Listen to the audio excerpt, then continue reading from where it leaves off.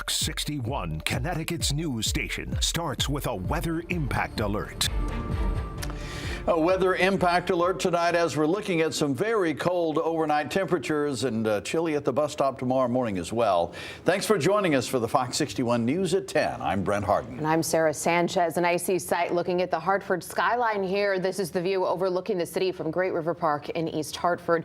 Meanwhile, down south, millions of Americans are seeing snow, and they're certainly not used to snow like we are. They are sure not. Right now, a powerful and rare winter storm is moving across parts of the Gulf Coast.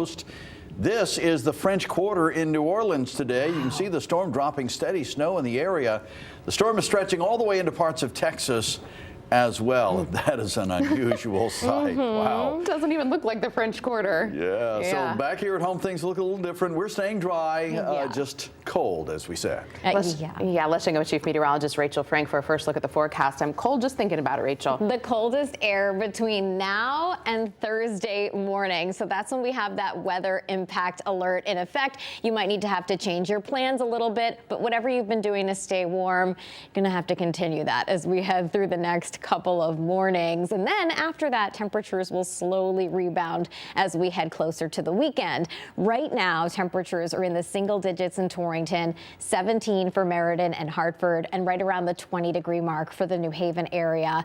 Overnight lows will dip back near and even below zero. So this will be the coldest night and morning that we have seen so far this season. It is not record-breaking cold, but this is still bottom of the barrel temperatures that we usually get almost every single year. And that doesn't make it any easier to get through, right? 2 degrees below zero in Hartford, 3 below in Windsor Locks. And we're looking at single-digit temperatures for the shoreline. So maybe a degree or two cooler than what you woke up to this morning. And the afternoon, well, we are still running about 15 degrees below average. So we're looking at a high temperature right around 20 degrees in Southington, in Bristol, and in Wallingford. We're looking at a high temperature right around 20 degrees in Colchester and Killingly. And high temperatures might not make it out of the teens for Marlborough and also for Burlington and Winstead as we head through the afternoon. After a cold start Thursday morning, I do think we see temperatures rebound as we head through the afternoon. It's about 10 degrees warmer Thursday afternoon compared to Wednesday. We'll talk about when temperatures take another jump up, your full forecast in just a bit. All right, Rachel, thank you. And as the temperatures in our area continue to drop this winter season, the need for more warming centers across the state is increasing. Fox 61's Kayla Cade checked out one of the warming centers in Hartford to see how locals are staying warm. The warming center at Hartford South Park Inn has been operating and helping those in need during the winter time for the past 3 years. But since it opened on December 1st, they're seeing a record number of people seeking shelter. More than 350 people have come here to get warmed up, shower, or sleep. Thank you. Thank you. Meet Florence Tynes. You probably do, but I don't remember. Every night, she sleeps inside an abandoned school gym that was turned into a warming center on Washington Street in Hartford. We're just staying warm and staying out the cold and, you know, relaxing, getting online to find out where we go from the next level from here. We get up, we eat, we watch TV, shower, play games on our phone and so on and so forth. But it's nice and it's peaceful and it's warm.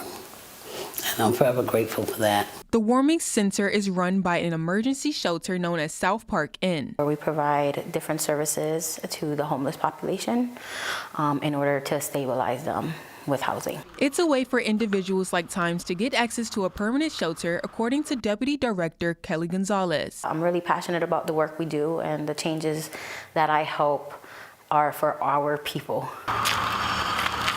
Tynes have been homeless off and on for 3 years, drinking, using drugs, going to jail, and coming home to a different living situation steered her life onto a different path. I was never put out, not like that, but it was just bad choices that I made in my life, but I choose to make better choices today. Tynes is one of many who came through the center's doors since they opened in December. Gonzalez says they're seeing a high number of older people and those who don't qualify for nursing facilities due to inflation and fixed incomes. So it's getting a little challenging because our services now need to change in order to fit this new model that's coming in. If the staff can't accommodate them at this location, they will connect them with their community partners. We connect with the drop-in center in East Hartford. We connect with the shelter in Vernon, Cornerstone, to ensure that all spaces are filled with anyone that comes in through our door. Times wants you to remember, if you are homeless, call 211. Because it helps and you don't have to be getting cold. I've been to some places where they have real bad attitude, but this place is really, really nice, and I'm forever grateful for it. Since Governor Ned Lamont activated the state's severe cold weather protocol Sunday night, South Park Inn's warming center is open 24/7 until Friday afternoon. After that, they will then go back to their regular hours from 7 p.m. to 7 a.m. every day. For more information, visit fox61.com. In Hartford, Kayla Cade, Fox 61. And you can stay up to date on the frigid conditions with the free Fox 61 app. You can get the latest weather impact alerts anywhere, anytime. President Donald Trump has started off his second term by making good on many of his campaign promises. Yeah, they include signing executive orders that call for the deportation of illegal immigrants and ending birthright citizenship. Fox 61's Kay Pattyfoot spoke to some of the youngest voters in 2024. She went to a college campus. People on Quinnipiac's campus are speaking up about President Trump's executive orders. Some say they are worried, and others say President Trump is doing everything he said he would do when he took office. Donald Trump had many supporters among the youth and also at Quinnipiac University. So you'll hear a range of opinions. Quinnipiac professor Dr. Scott McLean said President Donald Trump's immigration policy will happen in phases and requires a lot of resources. On Monday, President Trump wasted little time signing dozens of executive orders relating to immigration policies, including ending asylum for people newly arriving at the southern border, moving to end birthright citizenship, suspending the refugee admissions program, and declaring migrant crossing at the U.S.-Mexico border a national emergency. Some students say these actions will better the country. So you have millions of people that are coming over, the border, or trying to get in. It's hard to do that. So I think what we have to do as an American society is sort of enact a certain policy that this is our baseline, and it will go from there. And I hope that, all people benefit from what he's going to do, and I hope, we can really get our borders under control, because that's something that he's really harped on. Others disagree. But it also is really frightening to see all of the things that, particularly with the immigration status of citizens and non-citizens, it's a little concerning for sure. One student said if the November election had a different result, the political divide would be no different. Say Kamala Harris got elected, the Republicans would probably have the same reaction to her executive orders. Julia Schnar says the executive orders signed Monday should encourage young people to have healthy conversations with each other. I think it's important to not stay quiet in times like these and hear other sides and also talk about what you're feeling. On Thursday, Connecticut House Republicans will share their proposal to reform the Connecticut Trust Act, which will outline when law enforcement can communicate with federal immigration officials about the presence of illegal immigrants in Connecticut. In Hampton, Kay Pattyfoot, Fox 61. Well, just hours after President Trump was sworn in, Connecticut is taking his administration to court. Attorney General William Tong has joined 17 other states in suing over President Trump's executive order on birthright citizenship. The order would deny citizenship to children born in the U.S. to undocumented migrants, but the attorneys general argue it violates the 14th Amendment. There's no doubt, there's no ambiguity. As lawyers, we say this is a settled question. It is black letter law. The 14th Amendment says what it means, and it means what it says. That if you are born on American soil or subject to the jurisdiction of the United States, you're a citizen. The Constitution of the United States. Tong argues the president's order puts thousands of Connecticut residents at risk. It would also cost our state millions by making impacted people ineligible for federally funded health care. Civil rights groups have also filed a federal lawsuit to challenge the order. New Haven police are on the lookout tonight for who shot a driver. That driver was killed when delivering food. And detectives have now identified the victim as 26-year-old Vavatija Koyata. Fox 61's Julia LeBlanc has the latest from the Elm City.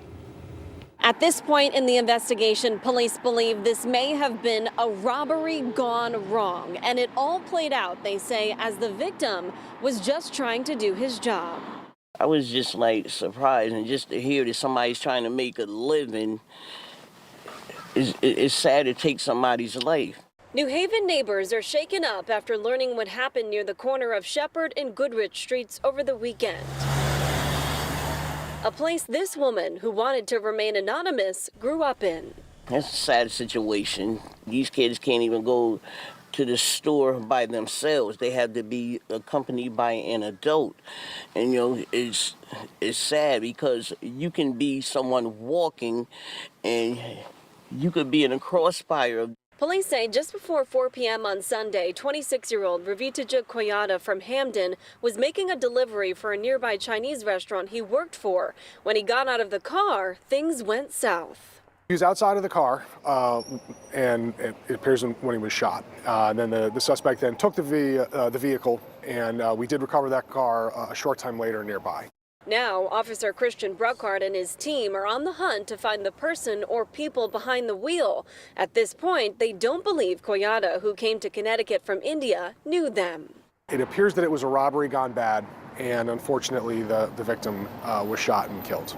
Koyata's death marks the city's first homicide of the year, one detectives are determined to solve. Most of the violence that we have is targeted. We thankfully don't have, sort of as much random violence as maybe other municipalities have. But, this is just a terrible thing, and we're going to solve it. All his neighbors are keeping Koyata and his family in their hearts. Yes, most definitely. Any family, when it comes to violence and stuff like that, or fires or anything, you always think of the family. Now, police are asking anyone with any information on this case or others to please reach out. You can do so anonymously. We are in New Haven. Julia LeBlanc, Fox 61. 4 people are in the hospital tonight after a car crash. Manchester police say 3 are fighting for their lives in the hospital. The crash happened at the intersection of West Center and Cooper Streets today. When police got to the scene, 2 people had been ejected from their vehicles and found under one of the cars. Police are still investigating what caused this crash.